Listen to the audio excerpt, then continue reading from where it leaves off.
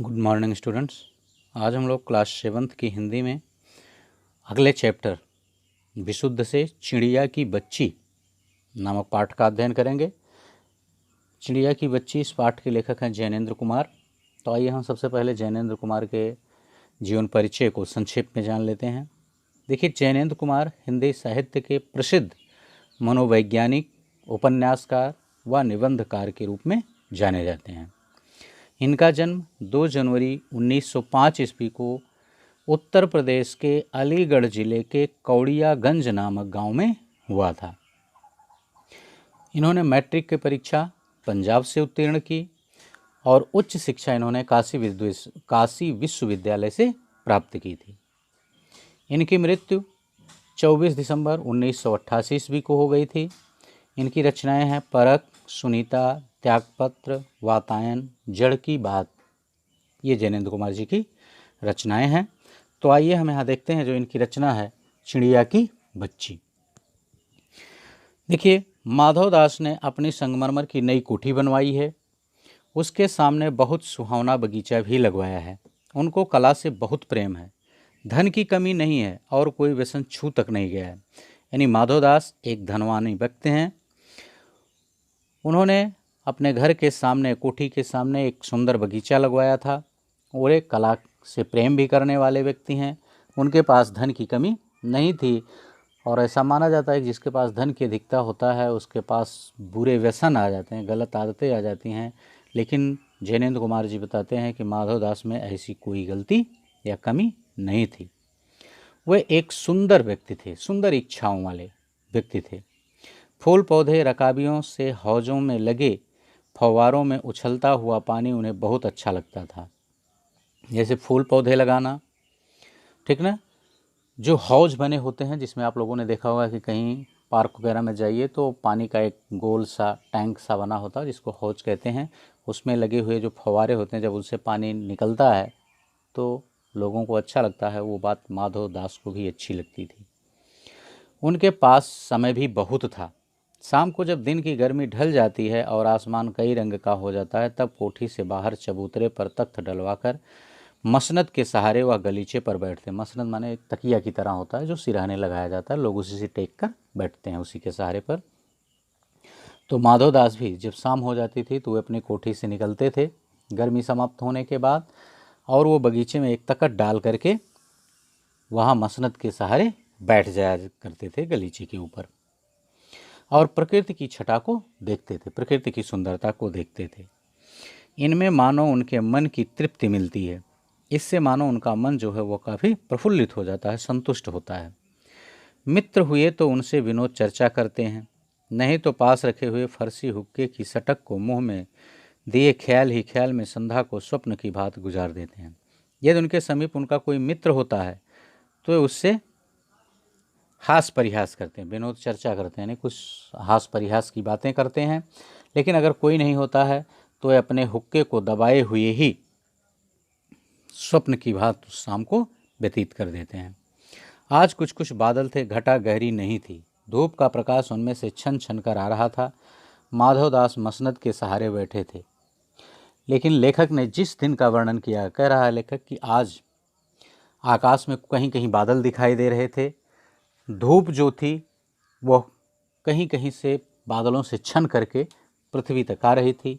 बादल भी अधिक आकाश में नहीं थे और माधव दास मसनद के सहारे अपने तख्त पर, गलीचे पर बैठे हुए थे।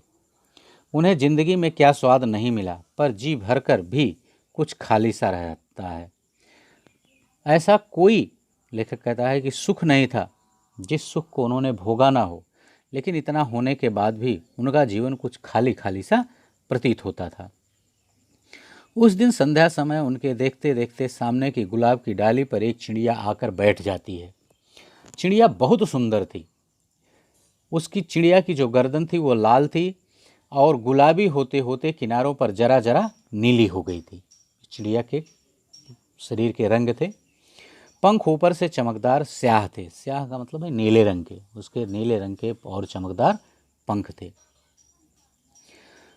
उसका नन्हा सा सिर तो बहुत प्यारा लगता था और शरीर पर चित्र विचित्र चित्रकारी थी, और उसका पूरा शरीर जो था एक सुंदर चित्रों से सजा हुआ था। क्योंकि आप देखते होंगे कि तमाम पक्षी ऐसे होते हैं जिनके शरीर पर विभिन्न प्रकार की चित्रकारी ऊपर वाले के द्वारा की गई होती है, उसी तरह से उस चिड़िया के ऊपर भी थी। चिड़िया को मानो माधवदास की सत्ता का कुछ पता नहीं था और मानो तनिक देर का आराम भी उसे नहीं चाहिए था। चिड़िया को शायद माधवदास का यह बगीचा है यह भान उसको नहीं था, इसलिए वह अपने प्रसन्नता में झूमे जा रही थी और वह तनिक देर आराम भी नहीं करना चाहती थी। कभी पर हिलाती थी, कभी फुदकती थी, वह खूब खुश मालूम होती थी। उसे भी शायद वह प्रकृति का वातावरण अच्छा लगता था, इसीलिए वह फुदकती हुई इधर उधर इस डाली से उस डाली पर, इस टहनी से उस टहनी पर दौड़ रही थी, फुदक रही थी। अपनी नन्ही सी चोंच से प्यारी प्यारी आवाज़ निकाल रही थी। वह अपने छोटी चोंच से सुंदर आवाज़ में बोल भी रही थी। माधवदास को वह चिड़िया बड़ी मनमानी लगी। उसकी स्वच्छंदता बड़ी जान पड़ती थी। माधवदास को वह चिड़िया बहुत ही सुंदर लगती है, मनमानी करने वाली लगती है और वह स्वच्छंद विचारों की मालूम पड़ी। कुछ देर तक वह उस चिड़िया को इस डाल से उस डाल थिरकना देखते रहे। जब चिड़िया इस डाल से उस डाल पर थिरक रही थी, अर्थात उड़ उड़ के बैठ रही थी, फुदक रही थी, तो माधवदास उसको देखते रहे। इस समय वह अपना बहुत कुछ भूल गए और माधवदास थोड़े समय के लिए उस चिड़िया को देख करके सब कुछ भूल कर उसी में खो गए थे। उन्होंने उस चिड़िया से कहा, आओ तुम बड़ी अच्छी आई, यह बगीचा तुम लोगों के बिना सूना लगता है। सुनो चिड़िया, तुम खुशी से यह समझो कि यह बगीचा मैंने तुम्हारे ही लिए ही बनवाया है। तुम बेखटके यहाँ आया करो। माधवदास ने उस चिड़िया की स्वतंत्रता और उसके फुदकने को देखकर चिड़िया से कहा कि हे चिड़िया, तुम्हारे बिना तो यह बगीचा सूना सा लगता है। यह बगीचा मानो मैंने तुम्हारे लिए ही बनवाया है, इसलिए तुम यहाँ पर बेझिझक आया करो और अपने खेल दिखाया करो। चिड़िया पहले तो असावधान रही, चिड़िया पहले तो असावधान रही, यानी चिड़िया पहले माधवदास की बातों की इस गंभीरता को उसने नहीं समझा। फिर जानकर कि बात उससे ही की जा रही है, वह एकाएक तो घबराई और जब उसने सुना कि मुझसे ही कोई बात कर रहा है तो वह पहले तो घबरा जाती है। फिर संकोच को जीत कर बोली, मुझे मालूम नहीं था कि यह बगीचा आपका है, मैं अभी चली जाती हूँ। पल भर सांस लेने में यहाँ टिक गई थी। तो चिड़िया ने कहा कि मुझे नहीं पता था कि यह बगीचा आपका है और अगर ऐसी बात है तो मैं अभी इस बगीचे से निकल जाती हूँ। मैं तो थोड़ी देर के लिए सांस लेने के लिए यहाँ पर रुक गई थी। माधव दास ने कहा, हाँ बगीचा तो मेरा है, यह संगमरमर की कोठी भी मेरी है, लेकिन इस सबको तुम अपना ही समझ सकती हो। सब कुछ तुम्हारा है। तुम कैसी भोली हो, कैसी प्यारी हो। आओ नहीं, बैठो, मेरा मन तुमसे बहुत खुश होता है। माधवदास ने कहा, यह बगीचा भी मेरा है, ये जो सामने कोठी दिखाई दे रही है यह कोठी भी मेरी है, लेकिन तुम इसे अपना ही समझ सकती हो, अपना मान लो। यह सब कुछ तुम्हारे लिए ही है। तुम कितनी भोली और सुंदर हो। आओ बैठो, मैं तुमसे बहुत खुश हूँ और तुमसे कुछ बातें करना चाहता हूँ। चिड़िया बहुत कुछ सकुचा गई। उसे बोध हुआ कि उससे गलती तो नहीं हुई कि वह यहाँ बैठ गई है। माधवदास की इस तरह की बातों को सुनकर चिड़िया संकोच में आ जाती है और वह सोचती है कि करे कहीं ऐसा तो नहीं कि मुझसे मैंने इस बगीचे में आकर के गलती कर दी है। और इस तरह सोच करके उसका जो एक डाली से दूसरी डाली पर फुदकना था वह बंद हो जाता है। वह डर कर बोलती है, मैं थक कर यहाँ बैठ गई थी, मैं अभी चली जाऊँगी, बगीचा आपका है, मुझे माफ़ करें। और उस नन्ही चिड़िया ने कहा कि यह बगीचा तो आपका है, मुझे माफ़ कर दीजिए, मैं यहाँ क्षण भर के लिए रुक गई थी, लेकिन मैं अभी तुरंत यहाँ से चली जाती हूँ। ओके बच्चों, बस इस पार्ट में इतना ही। इसके आगे के भागों को हम पुनः आपके अगले पार्ट में लेकर के आपके समक्ष उपस्थित होंगे। Okay, thank you. यहाँ हम कुछ शब्दों की यहाँ मीनिंग देख लेते हैं।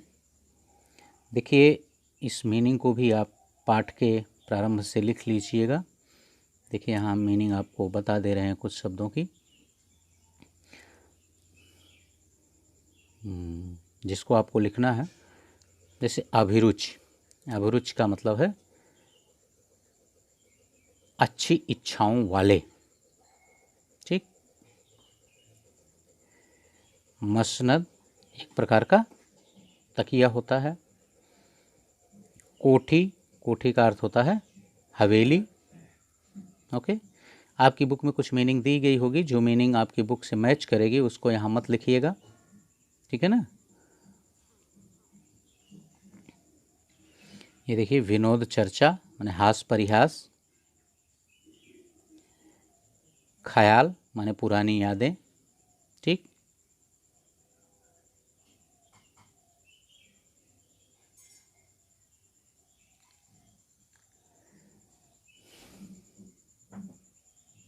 वैसे मैंने पढ़ाते समय भी अर्थ बता दिया था। स्याह माने नीले रंग की, तनिक माने थोड़ी। ठीक, स्वच्छंदता माने होता है स्वतंत्रता।